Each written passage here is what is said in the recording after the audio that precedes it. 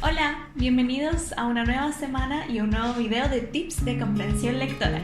La estrategia que vamos a ver esta semana se conoce como conocer el contexto de producción de un texto. ¿Qué significa conocer el contexto de producción? Es más bien conocer todo lo que rodeaba al texto al momento de ser escrito, partiendo desde el escritor hasta los procesos sociales que se vivían en ese tiempo, en esa región geográfica.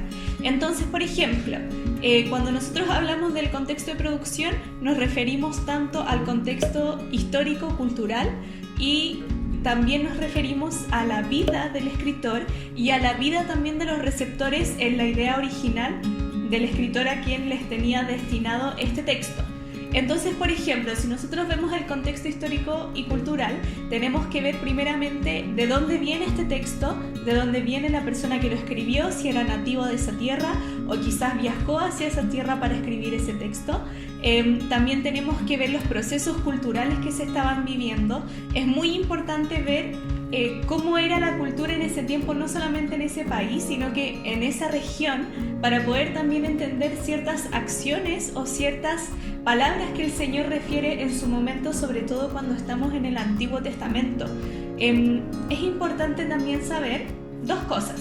Primero, el escritor, y saber todo lo que podamos saber del escritor, cuál es su pasado, cómo conoció al Señor, lo conoce desde pequeño, el Señor lo llamó más adelante, de dónde viene, cuál es su cultura original, en qué momento histórico existe este personaje y cuál es el ministerio de este personaje. ¿Era un profeta? ¿Era un rey? ¿Era un pastor de ovejas? ¿Cuál era el ministerio que tenía este escritor al momento de escribir sus textos? Por ejemplo, cuando nosotros vemos los Salmos, es muy interesante ver en qué momento de su vida se encontraba el rey David cuando escribió cada salmo. Cada uno de ellos tiene un contexto histórico, cultural y emocional muy diferente y que lo hace a cada uno rico en su manera. Lo otro que tenemos que saber también son los receptores del texto, a quién iba destinado, no solamente el destinatario como lo vimos anteriormente, que es este interlocutor que entra en una conversación retórica, sino que los receptores reales, en los que pensaba el escritor al momento de escribir su texto. ¿A quién iba dirigido? ¿Cómo eran las personas? Tenemos que saber que las personas a las que fue escrito eran personas con vidas reales, que estaban pasando por situaciones reales.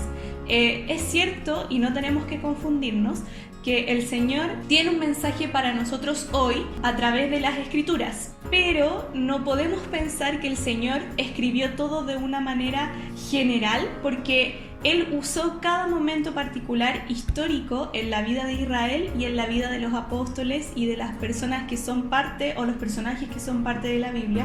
Él usó cada momento histórico específico para dar un mensaje específico que él también, obviamente en su sabiduría y en su omnipotencia, sabía que nos iban a servir a nosotros en un futuro.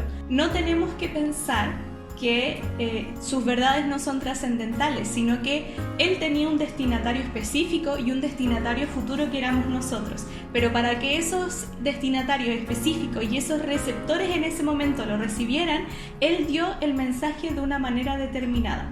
Porque Él es omnipotente y su sabiduría es para siempre. Él sabía exactamente lo que tenía que hacer en ese momento y con esos destinatarios reales. Hay dos cosas con las que tenemos que tener cuidado cuando vemos el contexto de producción o el contexto histórico. Lo primero es la rigurosidad de los datos. No podemos dar un dato que no sabemos 100% si es un dato histórico o real. Muchas veces se dice, antiguamente los judíos tenían esta expresión, antiguamente se usaba esto, si no tenemos verdaderamente la fuente histórica de que eso es real.